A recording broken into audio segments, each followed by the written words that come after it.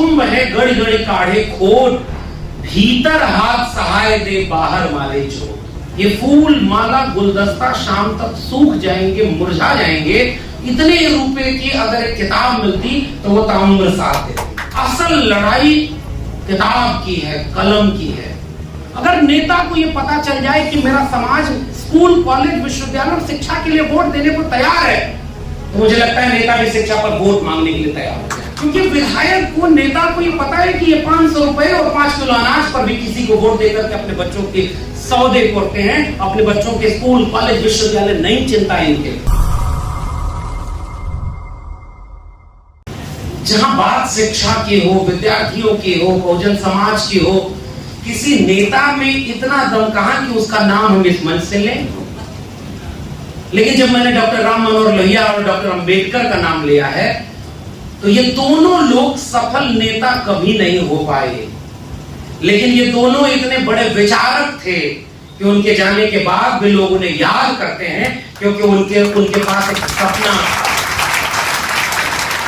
मैं उस विचार को याद करके बच्चों से बहुत थोड़ी सी बातें करूंगा। बहुत छोटी छोटी बातें, एक टिप्पणी और करूं। मुझे नहीं पता कि इस बात को आप कितना समझेंगे। शिक्षक और नेता में फर्क यही होता है कि राजनेता आपको अच्छी बातें बोलेगा, शिक्षक आपको कड़वी बातें बोलेगा। कबीर का एक दोहा पढ़ता हूं, बात बहुजन समाज की है। मैं हिंदी का शिक्षक विद्यार्थी हूं। कबीर साहब ने लिखा है कि गुरु कुम्हार शिष्य कुंभ है, गढ़ी गढ़ी काढ़े खोट। गुरु कुम्हार की तरह और शिष्य मटके की तरह, वो बनाने वाला जो मिट्टी अभी चाक पर चढ़ी है। गुरु कुम्हार शिष्य कुंभ है, गढ़ी गढ़ी काढ़े खोट, भीतर हाथ सहाय दे, बाहर माले चोट। कई बार ऐसी बातों में चोट तो नजर आती है, लेकिन जो भीतर से सहारा है वो नहीं देख पाते आप। जितने गुलदस्ते और फूल पर पैसा इन्होंने खराब किया, जो कि हमें ही मिला है, मुझे तो नहीं इसके खिलाफ बोलना चाहिए क्योंकि सम्मान तो हमारा ही है। लेकिन होता ये है कि जो बुलाता है वो सोचता है कि जिनको हमने बुलाया उनको क्या न सम्मान दे दें। और उसमें भी आयोजक अगर संतोष जैसा हो तो वो तो ऐसा लगता है उनका बस चले तो वो चले जाते लेने, आइए साहब आप हमारे साथ आइए। इतने विनम्र इंसान। आपके भाव और संवेदना को मैं पूरा सम्मान करते हुए बस अपनी आलोचना कर रहा हूं। ये फूल माला गुलदस्ता शाम तक सूख जाएंगे, मुरझा जाएंगे। इतने रुपए की अगर एक किताब मिलती तो वो ताउम्र साथ देती। ये मेरा सुझाव, ये बेहद विनम्र सुझाव, और ये समझते हुए भी कि ये सम्मान आपने हमारा ही किया, फिर भी अपील ये है कि असल लड़ाई किताब की है, कलम की है। क्योंकि जिस बहुजन समाज की बात हम मंच से कर रहे हैं और जिस बहुजन समाज के लोग यहां पर हैं, मैं हर वंचित, शोषित, कमेरा लोगों को बहुजन समाज मानता हूं। मेरी नजर में बहुजन की परिभाषा केवल इतनी है, जो श्रम करके जीवन जीता है, जो मेहनत करके अपने जीने, खाने, रहने से लेकर इस दुनिया, इस कायनात को जिसने बनाया है, लेकिन सबसे ज्यादा अन्याय जिसके साथ हुआ है वो बहुजन समाज है। डॉक्टर राम मनोहर लोहिया जो शूद्र की परिभाषा कहते थे, उसमें कहते थे कि महिलाओं को भी शूद्र में माना जाना चाहिए। बहुजन समाज में अक्सर महिलाओं के हिस्से की बात नहीं होती। मैं इस मंच की और आलोचना करता, मगर आपने इस मंच के संचालन में और अतिथि के तौर पर 2 महिलाओं को बिठाकर अपनी लाज बचा ली है। हमने अपनी लाज बचाई, क्योंकि अगर पुरुषों से ही इस मुल्क, इस दुनिया में क्रांति होनी होती तो कब तक हो जाती। इस दुनिया को सबसे खराब अगर किसी ने बनाया है तो जैसे जाति के नाम पर, जाति का लाभ लेने वालों ने बनाया है, वैसे लैंगिक भेदभाव के नाम पर हम पुरुषों ने बनाया है। क्योंकि हमने घर में महिलाओं को कैद किया और कहा कि पुरुष ही क्रांति। और जिन 2 लोगों के रिश्ते की मैं बात कर रहा हूं, डॉक्टर राम मनोहर लोहिया और डॉक्टर अंबेडकर, इन दोनों के बारे में कभी पढ़िएगा आप। इन दोनों की कोई भी बात पूरी तब तक नहीं होती जब तक जाति की बात के साथ, वर्ग की बात के साथ महिला की बात नहीं करते। तो एक तो ये अच्छी बात है और यही मेरा इशारा भी है। मैं एक और स्पष्ट कर दूं, हम लोग दिल्ली से चल के आए तो इसका मतलब ये कतई नहीं कि हम कोई बड़े भारी विद्वान टाइप के लोग हैं। और उसमें भी मैं, शंभू तो मान लीजिए फिर भी पत्रकार है, हंसराज जी हम लोग के वरिष्ठ हैं दिल्ली विश्वविद्यालय में, और मैं तो यही गाय भैंस चलाता था ये आजमगढ़ में, यही बगलिया हमारे घर। तो हमको तो पता ही नहीं था कि एक दिन इलाहाबाद विश्वविद्यालय, हमारे वरिष्ठ साथी बोल रहे थे इलाहाबाद विश्वविद्यालय के, मैं बार बार ये सोचता था कि मेरे परिवार में कम से कम इतनी सामाजिक चेतना थी कि मेरे हाथ से जो किसानी का अस्त्र शस्त्र था, जमीन तो थी भी नहीं, दूसरे की जमीन अधिया लेकर काम करते थे, लेकिन फिर भी खेती, किसानी, मजदूरी वहां से निकाल कर मेरे परिवार वालों ने स्कूल भेजा, विश्वविद्यालय भेजा, दिल्ली विश्वविद्यालय गए, वहां से पढ़ाई लिखाई करने के बाद आज वहां 12 साल से पढ़ा रहे हैं। अक्सर ये लगता था कि हम अपने परिवार वालों की वजह से हैं, लेकिन जब पढ़ने, डिग्री पाने के बाद सोचना समझना शुरू किया, तब ये समझ में आया कि अगर इस मुल्क में भारत का संविधान और मंडल कमीशन न होता तो मेरे जैसे लोग आज वहां नहीं पहुंचे होते और आज यहां नहीं। प्रिय विद्यार्थियों, शिक्षा का मतलब डिग्रियां नहीं होता, शिक्षा का मतलब तो विचार होता है। और इसलिए मैं ये बात कहने के लिए केवल 2-4 बातें करूंगा, और मैं यही स्पष्ट कर रहा हूं कि दिल्ली से आने का मतलब ये करता ही नहीं कि हम लोग कोई बड़े भारी विद्वान हैं। हो सकता है मेरी जितनी उम्र हो उतनी उम्र सड़क के आंदोलनों में खपा देने वाले लोग इस सभागार में बैठे हों, मैं उनके सामने क्या ही महत्वपूर्ण बात बताऊंगा, लेकिन फिर भी आप इज्जत देते हैं तो ये इज्जत मेरी नहीं है और न मेरी डिग्री की है। क्योंकि अगर डिग्रियां देखकर आप मुख्य अतिथि बुलाते तो दिल्ली विश्वविद्यालय के 12 साल से टेम्परेरी प्रोफेसर को नहीं बुलाते, उस विश्वविद्यालय के वाइस चांसलर को बुलाते, किसी और बड़े भारी विद्वान को बुलाते। आपने मुझे बुलाया है तो ये रिश्ता कैसे बना? ये रिश्ता डिग्रियां देखकर नहीं, ये विचारधारा देखकर बना कि जिस अंबेडकर, फूले, पेरियार की बात आप करते हैं उसी की बात मैं भी करता हूं। मैं अनजान लोगों के बीच हूं, लेकिन महसूस ही नहीं हो रहा कि हम अनजान लोगों के बीच। इसलिए भाषण की शक्ल में नहीं, अपने एहसास की शक्ल में 2-4 बातें कर रहा हूं। हम शिक्षा से जुड़े हुए लोग इस कार्यक्रम की अहमियत समझते हैं।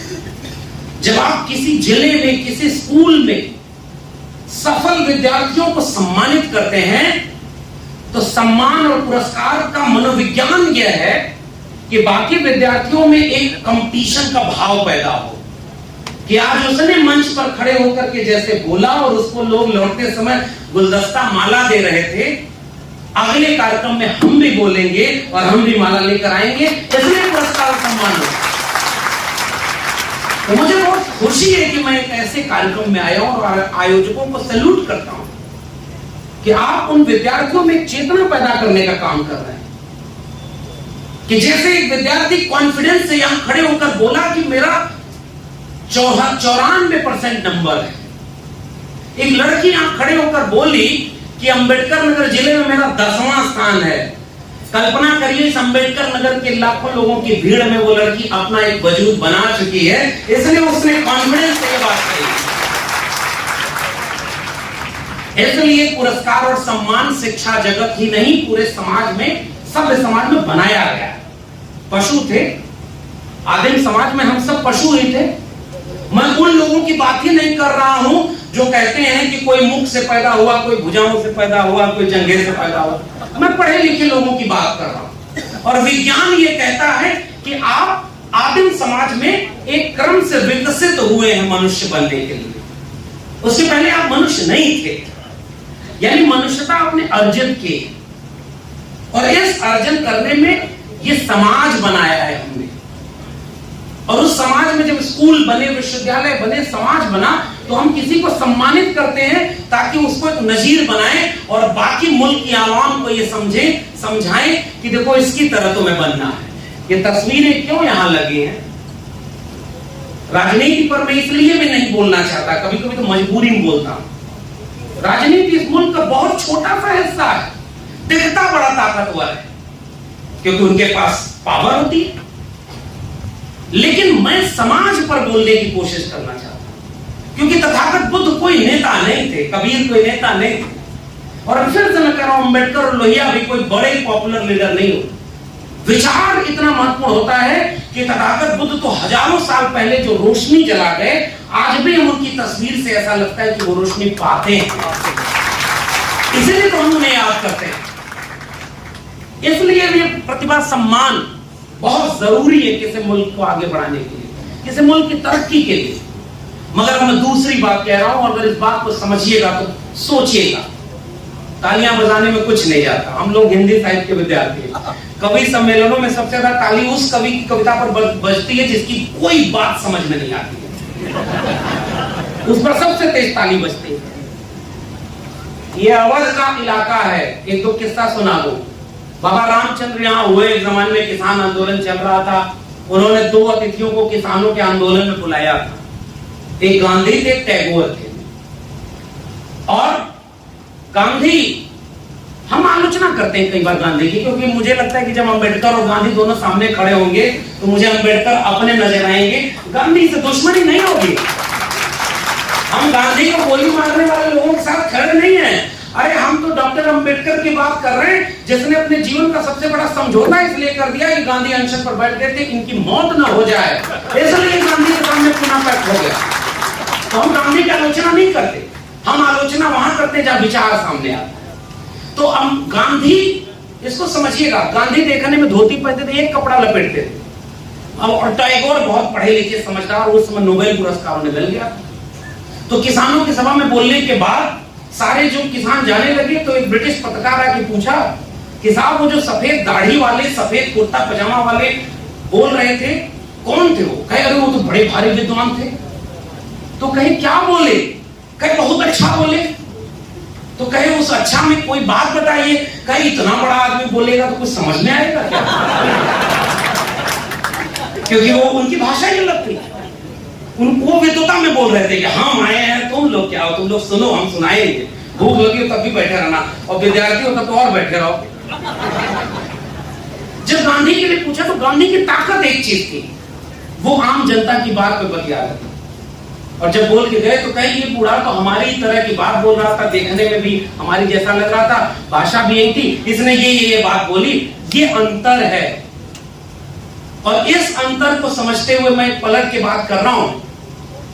हमने एक समाज सभ्य बनाते बनाते एक ऐसा समाज बनाया कि इस तरह के सम्मान और प्रतिभा का सम्मान करने से जितना फायदा होता है उससे ज्यादा नुकसान हो रहा है।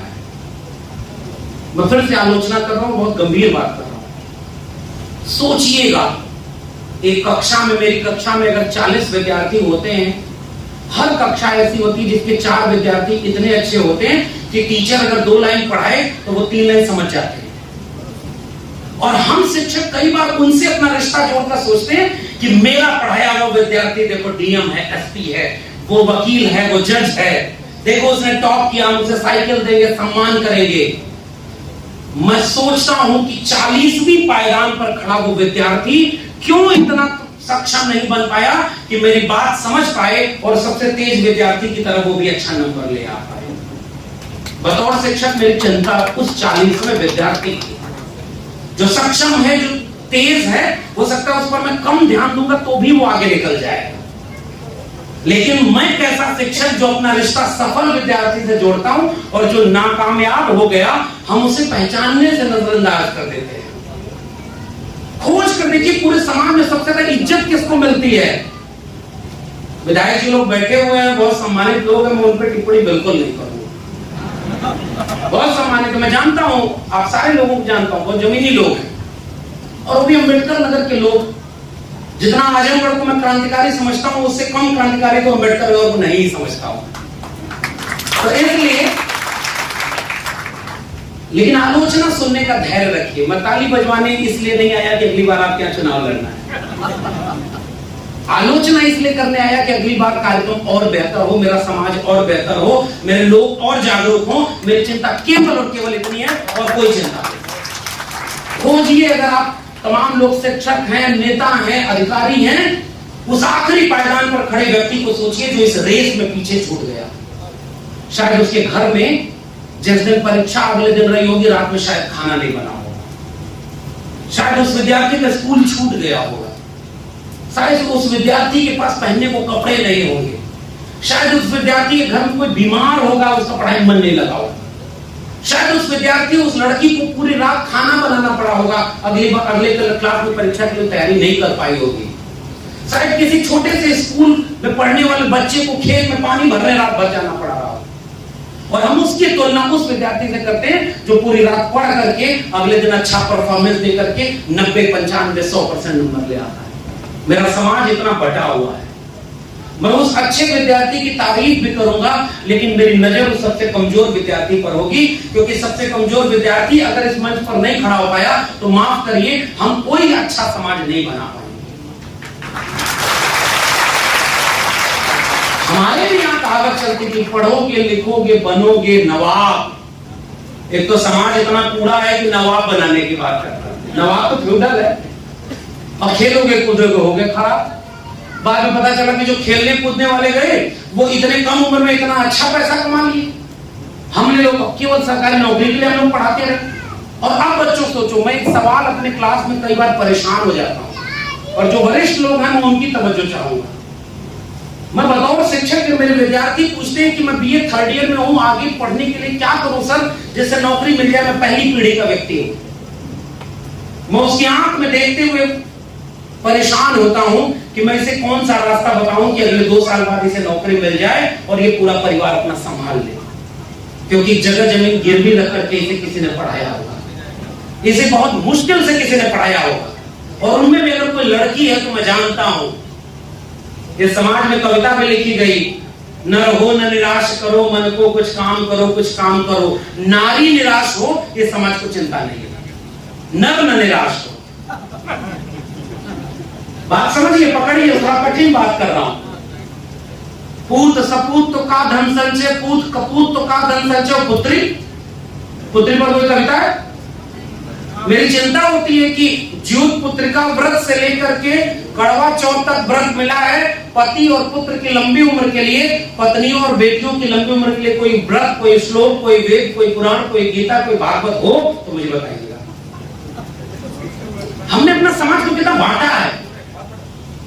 हम चाहते हैं कि भगत सिंह पैदा हो लेकिन पड़ोसी घर में। हम चाहते हैं कि अम्बेडकर पैदा हो लेकिन मेरा बेटा जल्दी से सरकारी नौकरी पा जाए।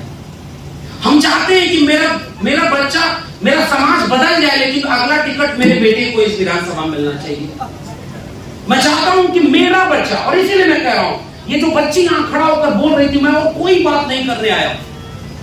मुझे हिम्मत नहीं मिल रही है कि मैं उस बच्ची की आंख में डालकर कैसे बोलूं जिसने कहा कि मेरे पिता के पास इतने पैसे नहीं थे कि वो प्राइवेट स्कूल में पढ़ाए और मजबूरी मुझे सरकारी स्कूल में पढ़ाना पड़ रहा है। कितने नेता, विधायक, डॉक्टर, इंजीनियर, वकील अपने बच्चों को सरकारी स्कूल में पढ़ाते हैं और बदलना तो सब समाज चाहते हैं। हम निहायत बेईमान लोग हैं, ये ईमानदारी से कबूल करिए। मुझसे ज्यादा ईमानदार वो बच्चा था जिसने यहां खड़े होकर कहा कि मैंने तो फॉर्म भी नहीं भरा था फिर भी आपके कार्यक्रम में आ गया। वो मुझसे ज्यादा ईमानदार वो बच्चा। हम निहायत गैर जिम्मेदार लोग हैं। हम झूठ इतना शराफत से बोलते हैं कि हमें भी कबूल ना हो, लेकिन हमारे लोग मान जाते हैं क्योंकि आप लोग भोले लोग हैं।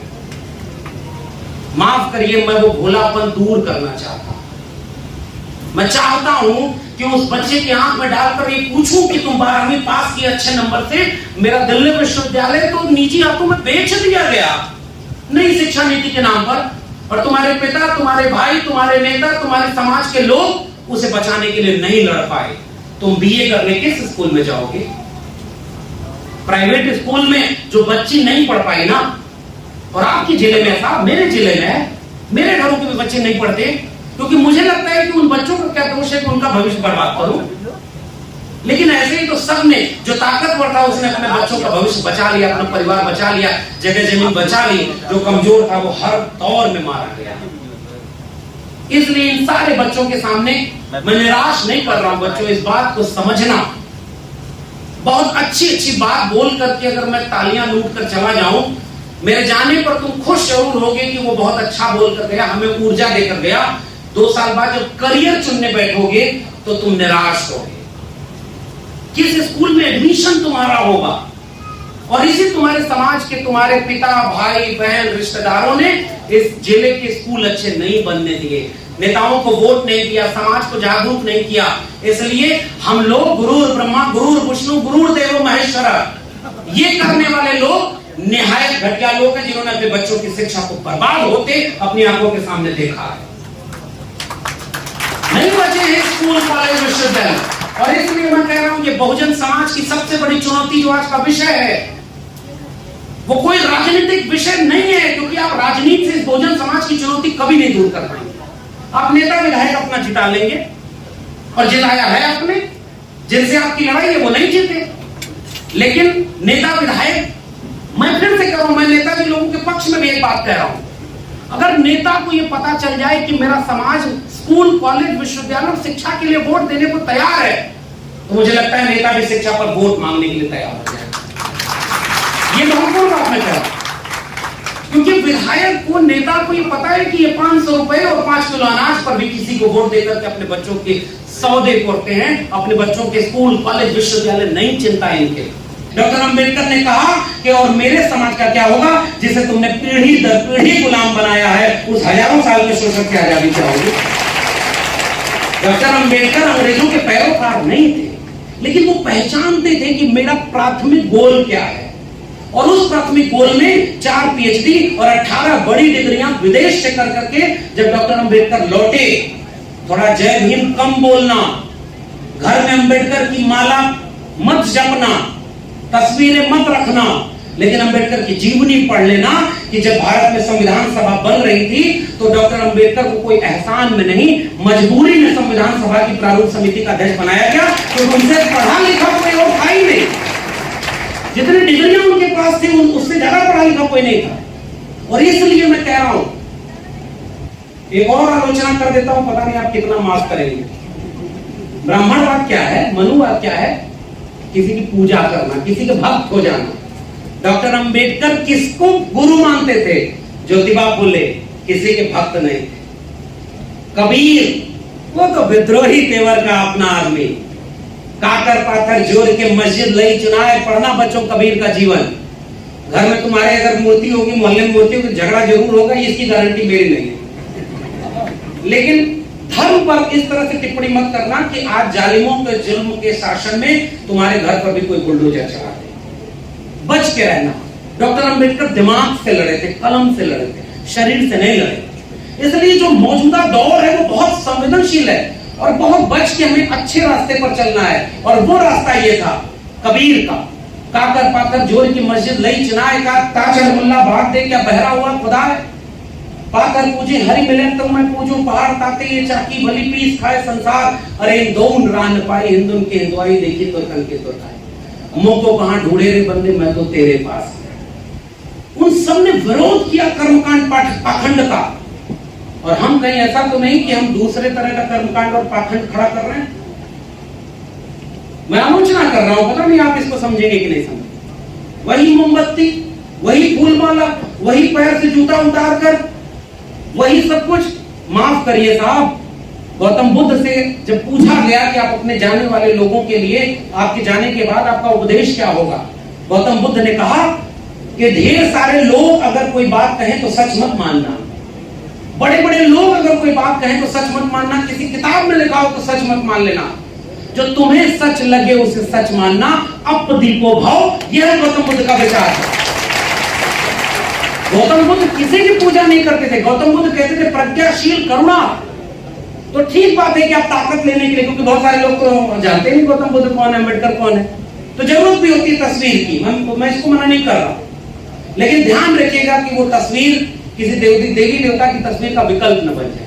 और इसलिए जो गौतम बुद्ध की बात है, यही अपनी आखिरी बात खत्म कर रहा हूं विद्यार्थियों। ये बड़े बड़े लोग उम्र खत्म, ये उस पड़ाव पर हैं कि अपनी संतुष्टि के लिए ऐसे कार्यक्रमों में आते हैं क्योंकि अभी इन्हें पता चल गया है कि इस दुनिया में बदलने वाला कुछ नहीं है। मैं भी अपनी संतुष्टि के लिए आता हूं। हम लाए हैं तूफान से कश्ती निकाल के, इस देश को रखना मेरे बच्चों संभाले। आने वाली पीढ़ियों को अगर एक चीज दे पाए, एक चीज, और वो चीज केवल ये है विवेक, डिग्री नहीं। डिग्री कोई भी दे देगा, डिग्री के फेर में मत पढ़ना। डिग्रियां कोई अपने माथे पर तमगे की तरह नहीं लाया, वो सब डिग्रियां छूट गई पीछे। जबान वो ताला है जो इस दुकान में भरा है। ये दुकान कोयले की है, हीरे की है। जबान जब खुलती है तब पता चलता है। आप कल को अभी कुछ दिन मत अम्बेडकर को पढ़ना, अम्बेडकर वादी मत हो जाना, नहीं तो मेरे पास फोन आता है, सर मैं हाई स्कूल में पढ़ता हूं और अब मुझे इस जातिवाद का विनाश करना है, बताइए क्या करूं। मैंने कहा किस क्लास में पढ़ते हो? कहा 9वीं का एग्जाम है। हमने कहा 8वीं में कितना नंबर था? कहे 42%। कहे कि उसके बाद क्या बनना है? कहे कि डॉक्टर इंजीनियर बनना है। तो हमने कहा कि जो काम अम्बेडकर का था, अम्बेडकर ने कब शुरू किया? जब डिग्रियां ले ली थी। और घर में जाके पूछना, जो अम्बेडकर, फूले पेरियार जो क्रांति नहीं ला पाए, वो आपसे तुरंत नहीं होने वाली। ये कड़वी बात है, तुरंत कोई क्रांति नहीं होने वाली। खूब अच्छे से पढ़ करके अपना करियर बनाना। और क्यों करियर बनाना? इसी भीड़ से वकील, doctor, engineer, professor, vice chancellor, DM, SP, बड़े बड़े उद्योगपति, बड़े बड़े मीडिया घराने के बच्चे जब निकलेंगे ना, तो वो उसी रास्ते चलेंगे जो बिरसा, फूले, अम्बेडकर, पेरियार चाहते थे। क्रांति यहीं से शुरू होगी, क्रांति अलग से कोई नहीं होने वाली। और इसलिए स्याह रात नाम लेती नहीं ढलने का, यही तो वक्त है सूरज तेरे निकलने का। कोई भी अंधेरा इतना अंधेरा नहीं होता कि उसमें रोशनी की गुंजाइश नहीं। आपसे वो रोशनी मुझे मिली है, मैं वही रोशनी लेकर घर लौट रहा हूं। मैं जाऊंगा अपनी क्लास के बच्चों को सुनाऊंगा कि 8वीं और 10वीं में पढ़ने वाले बच्चे और बच्चियां अब आंख में आंख डाल करके बोलना सीख रहे हैं। अब इस मुल्क को बहुत दिन तक कोई गुलाम मानसिक रूप से नहीं बना सकता। ये आपसे मैं हिम्मत लेके जा रहा हूं। इस मंच पर जितने लोग हम लोग बैठे ना, उनको कभी बड़ा मत समझो। कोई हम लोग तोप नहीं है, हम सब लोग कहीं ना कहीं झुकते हैं साहब, समझौता करते हैं हम लोग। लेकिन जिसकी बात कर रहे हैं वो न कभी झुके न समझौता किए, उनकी तस्वीरें सामने लगी। और बहुजन समाज में कोई भी बदलाव, ये जो आज का विषय था ना, बुद्धिजीवियों की भूमिका केवल ये है कि ईमानदारी से सच बोले और सच सुने। इससे ज्यादा बहुजन समाज की कोई भूमिका नहीं। और काहे का बहुजन समाज? कड़वी बात तो ये है, दंगा हो जाए तो आप हिंदू बन जाओगे, कांवड़ लेना हो तो आप हिंदू बन जाओगे, आपके यहाँ जुतिया हो, तमाम तरह के व्रत त्योहार हो तो आप हिंदू बन जाओगे, और जब शिक्षा बच्चे की नहीं मिलेगी तो कहोगे दलितों के साथ बड़ा अन्याय हो रहा है। जब मौका मिलता है तब हिंदू, हमारे यहाँ एक बच्चा था जिसका देवी देवता देखिए सबका फोटो का माला तुरंत देख ले, हमारे साथ जा रहा था, सामने से देखा, उसको भी ऐसे प्रणाम किया। हमने कहा इसको क्यों किए? कहे हनुमान जी मंदिर है। हमने कहा ट्रांसफार्मर की बिल्डिंग है ये। धर्म आपको इतना अंदर से कमजोर बना देता है, शिक्षा आपको अंदर से मजबूत बनाती है। कलम और किताब की जंग ही बुद्धिजीवियों की भूमिका है। हमारे पुरखों ने जाने कितनी कुर्बानी देकर इन हाथों से कुदाल, फावड़ा और श्रम करने के औजार छीने और हमारे हाथों में कलम और किताब दी।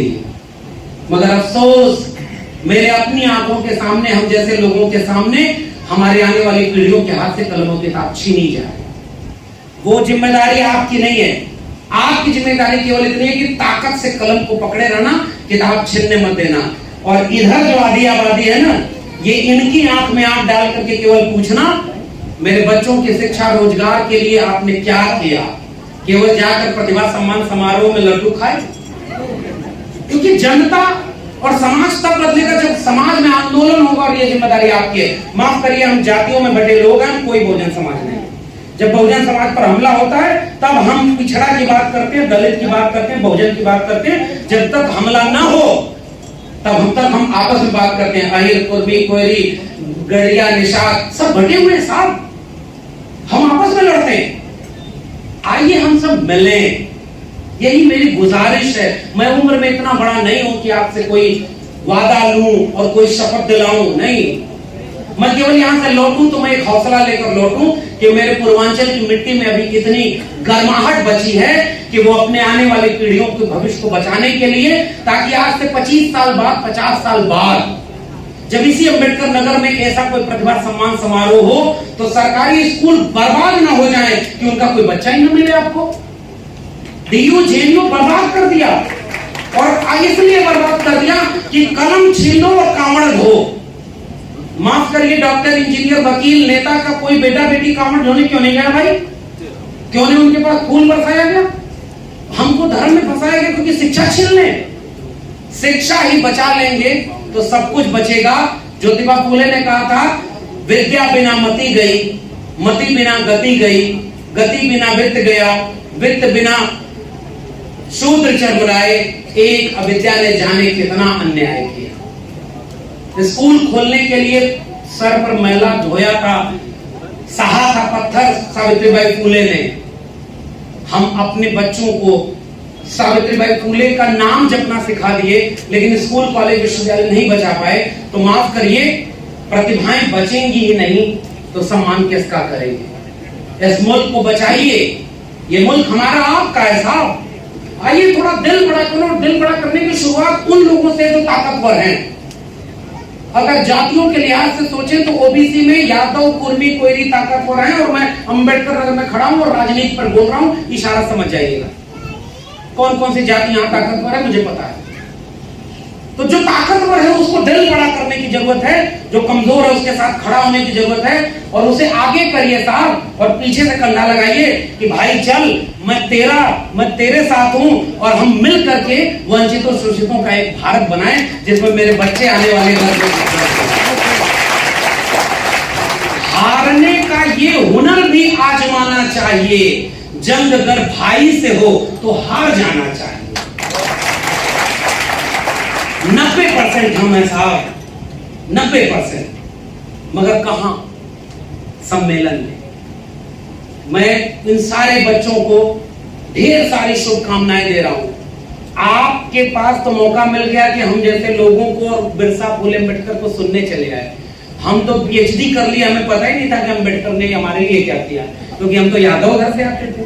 और अम्बेडकर को किसका बताया गया कि वो तो दलितों के हैं। हम तो पीएचडी कर लिए, हमें पता ही नहीं था। आपको पता चल गया, आप आगे हो हमसे। मेरी उम्र में आना तो मुझसे मीलों आगे जाना, इसकी शुभकामनाएं आपको देता हूं। मैं टेम्परेरी प्रोफेसर हूं, मुझे परमानेंट नहीं करेंगे। वो जालिम जानते हैं कि मैं उनके खिलाफ बोलता हूं। वो जानते हैं कि ये बहुत अजीब, बहुत खतरनाक है आने वाले वक्त के लिए। मगर जब मैं आपसे मिलके जाता हूं तो मुझे लगता है कि मैं बिल्कुल सही बोलता हूं। उसके लिए नौकरी मिले न मिले, अपने समाज के बीच में करना। इसलिए इससे पहले कि स्कूल कॉलेज बर्बाद हो जाए, पढ़ाई कर लेना, और हर जंग पढ़ाई के लिए कबूल है, ये मान लेना। और नौकरी सरकारी नहीं है, तो 1% सरकारी नौकरी है साहब। प्राइवेट नौकरी मिले, बिजनेस करो, व्यापार करो, यूट्यूब बनाओ, जो काम करना है करो, मगर अपने पैर पर खड़े हो। इस मुल्क के 90% जमीन तुम्हारी है, संपत्ति तुम्हारी है, आने वाले भविष्य तुम हो। यही गुजारिश, और आपने मुझे आमंत्रित किया, इस सब के लिए बहुत बहुत शुक्रिया।